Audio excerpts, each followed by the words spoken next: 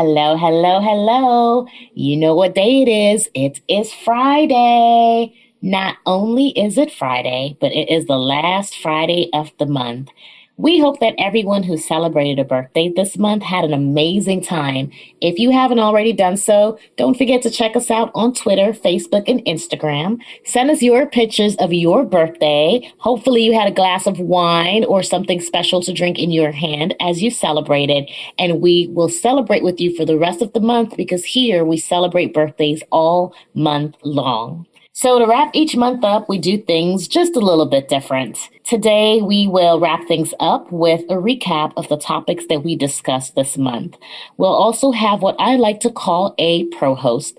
Our pro hosts today will help us to unpack some of the challenges that we face with new experiences and transitions. I'm not the expert on these things, but I have a certified one for you. And so, coming up next is my pro host and life coach, Charise. We'll be right back.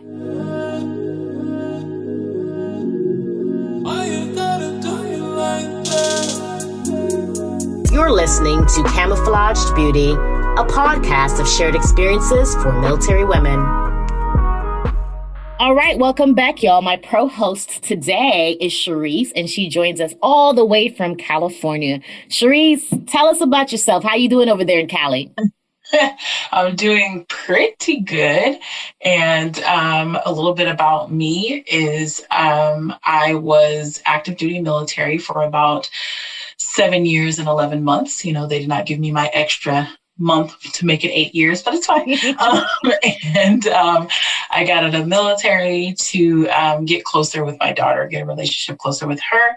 And in that process, I ended up starting a podcast of my own, and that podcast is called Growing in Love Together, and just to share my journey and what I've been doing to grow in love together with her, not only her, but my whole family and friends as well. So yeah, and that sent me on my journey to life coaching and life advising. So awesome. What a transition. So your expertise is going to come in super handy for us. So this month, for the month of January, we kicked off talking about transitions and new experiences. And so our very first guest was Camille Thomas. Camille did 25 years of service in the Air Force, long time. And then she decided to make the transition to retirement during the middle of the pandemic with everything going crazy. And she just decided, hey, I felt like I'm in a good place and I've planned. So from your expertise, as a life coach, what advice would you give women like Camille who are considering retiring right now? I would just say give yourself grace in that process.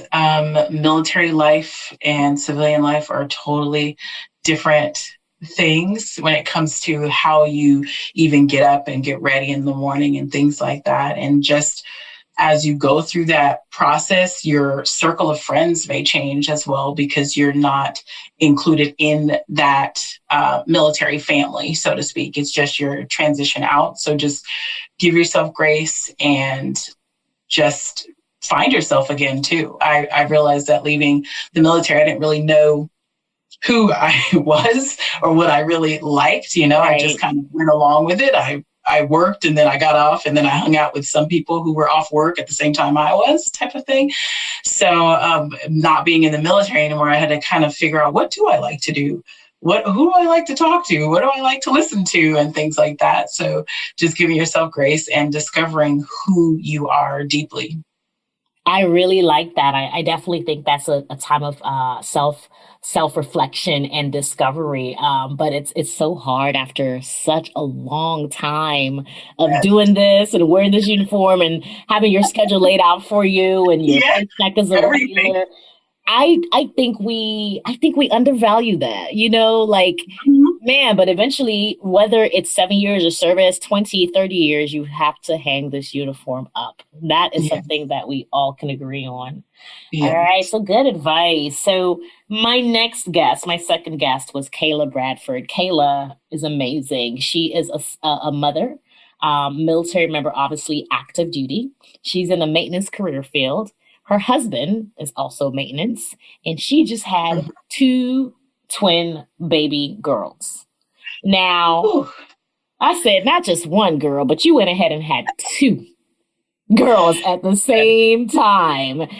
What kind of advice do you pass on to women in her position, mommy, mother, airman, all of the above? I mean, the only thing that really just touches my heart a lot is to make time for them emotionally and space for them emotionally. Being in the military and you have a certain call to do what you have to do when it comes to military. But the time that you have off, just pour that into them and be emotionally available for them. I found that when I kind of shut a lot of things off because I deployed, came back, and it was very hard to transition back and open myself up only to then be deployed 6 months to a year later and have to close myself off again so that I would kind of not be so engulfed in it while it was gone and things like that. So just allowing yourself with that, doing that damaged a lot of our relationship because I wasn't emotionally available to her. I gave her all the essentials, food, roof over her head, and things like that, but I did not provide her with the love and the cuddles and all of that because I thought, Mm-hmm. well, she's going to be taken care of by other people. So Mm-hmm. she can't sleep on my bed. She can't do this. She can't do that. And it really shifted her mindset to feel like everything else was important and not her.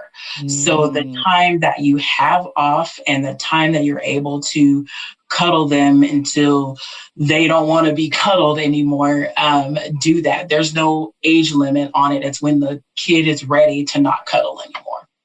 Absolutely. That is so Or important. kids in her case. In her case, absolutely. And that's so important because, you know, man, we know that when duty calls, it calls. Yep. And there is no schedule necessarily on it. You can get a deployment you're leaving in 48 hours. Yep. Some people get 6 months notice, some people don't. And it's Mm-hmm. important to, I think what I hear you saying is it's important to use the time you do have wisely Yes. while you have it before it Oh goes yeah. away. Yes. Especially in the maintenance career field. We know Yeah. she's been deployed. That's that's She is. that's Yes. For without sure. saying, right? At this point. Yeah, no, Yes. that's great advice for Kayla and women in a position like her or considering, becoming a new mom in one of those tough career fields. Um, Mhm. was an interesting one. I met Allie a few months ago, actually. She is stationed with me actually in Charleston.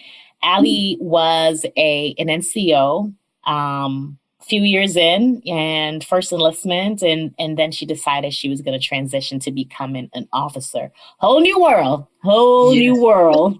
And I feel like I need to cue the song right now. It's a whole new world, right? Right. Personally, obviously, I don't have that experience, and I know that you don't either. But in your line of business as a life coach, I'm sure you've seen women who've just completely turned their lives from one direction to the other. And I'm sure they face some things that they probably weren't expecting. So, what kind Mhm. of advice would you give a person who's considering that transition? I the thing that comes to mind for me is that the grass is greener on the other side because you water it when you get there. So just keep watering that grass in that transition because it may get hard and you may see folks that you now are supervising or supervising their supervisor, and they will look at you differently, and you'll have to transition from being a coworker to an authoritative figure, and that's a tough transition to have to go through. Even in my current job now, I switched over from coworker to supervisor, and that was very difficult for me to take on due to a lot of things. I didn't have as many years as other people. I wasn't I felt inadequate, but I know now that I was not inadequate. That's why I was chosen for the position. So just keep Right. in mind that you're not inadequate and you can do it and take on this new venture. And with anything that you're transitioning from one thing to another, whether it's, hey, I'm leaving this job, going to a next one or anything, just know that there will be challenges. And that is where you keep that grass green where you are and just continue to water it and let it flourish. Excellent advice. That's so spot on and solid, man. No, that was great. I totally appreciate that. And Allie, if you're listening, I hope you continue to water your grass as you continue to lead us as an officer. My last guest for the month of January was Tanya. Tanya, I met Tanya many years ago in the military, and she was single for a while, dating. And then she got married to this awesome guy who I also know very well. And then she got married, and then she decided to end her military career and become a full-time stay-at-home mom and wife that follows him all around the world wherever he wants to go. Now, little bit about Tanya. Tanya has three daughters, and she is in Sicily, which is great, right? Hey, I want to go to Italy and hang out and drink wine. And Tanya talked a little bit about how she thought, hey, I was just going to go to these nice little shops like you see on TV and just drink wine and eat gelato all day. But honey, no, no, no, no. That's not what life is about when you are a spouse and full-time stay-at-home mother. Oh, So yeah. tell us a little bit about that type of transition and what these women who are pulling their hair out and have lost their careers can do. I just say communication with your spouse, being very open with what you're experiencing. I recently had a conversation with my lovely man, as I call him. His name is D, but I call him my lovely man. Mm-hmm. Pro tip for you ladies out there to ensure that your heart stays in a good place with your man. You give him some pet name when you talk mess about him to your girlfriends.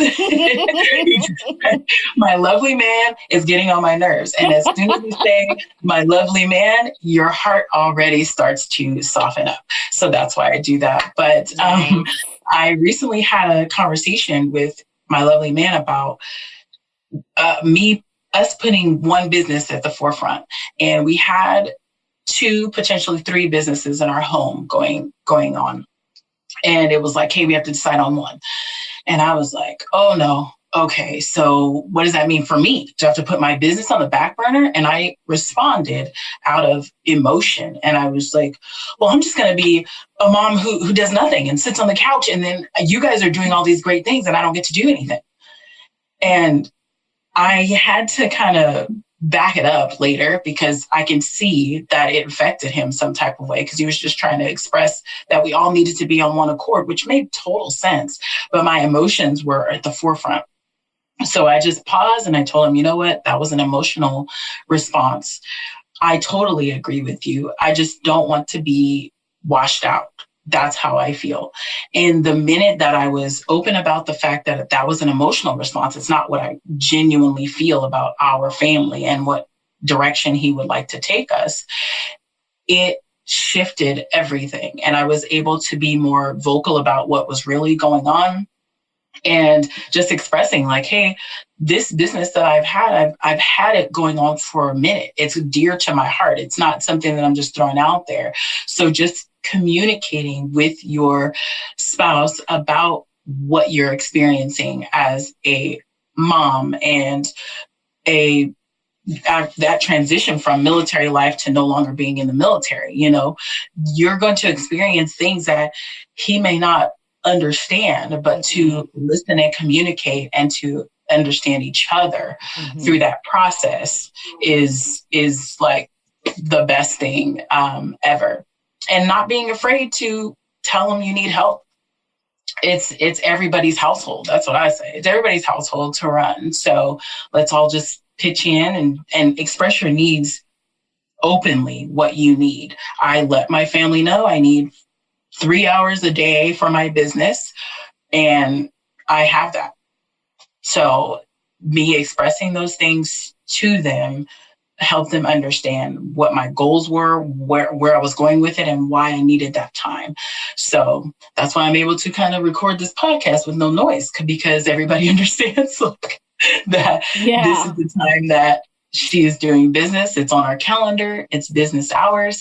So they understand that. And I have a full-time job as well. So they understand that I need this time for this. So communication. Very well said. We can all learn something there.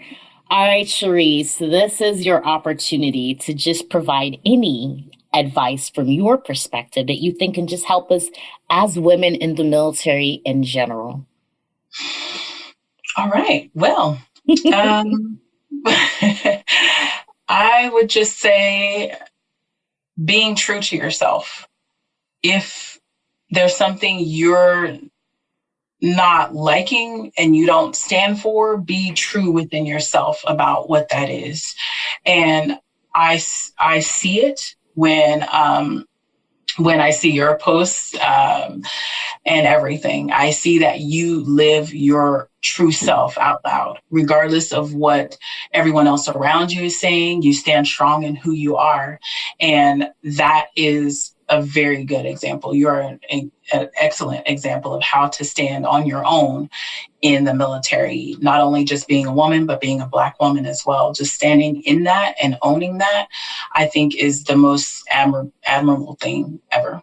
So. Well, thank you so much for joining us today, Charise. First of all, I would just, besides thanking you for just coming on the podcast and being my very first pro-host, I will let my listeners know now. I met Charise in 2003 when we were in tech school, basics training, that whole gamut together. And to see how you have grown into a mother, a business owner. I used to listen to your podcast, Growing in Love Together. Y'all go check it out, Growing in Love Together, and just watch you, knowing that I was an aspiring podcaster myself. And so I am extremely proud to know you. And thank you so much for sharing your words of wisdom and your expertise as a life coach with us here on the platform. No problem. And if anybody wants to find me, like she said, my podcast is Growing in Love Together. I'm also on Instagram at Growing in Love Together. It's spelled correctly. And yeah. Nice. All right, ladies, remember, Oliver Holmes Jr. said, a mind that is stretched by a new experience could never go back to its old dimensions. That's it for me, y'all. Until next time. Thank you so much for listening. Don't forget to subscribe, like, and share. You can find us on the book, IG, or Twitter. Email us your stories to camobeautystories@gmail.com. That's it for me, y'all. Until next time, be kind to your body, soul, and mind.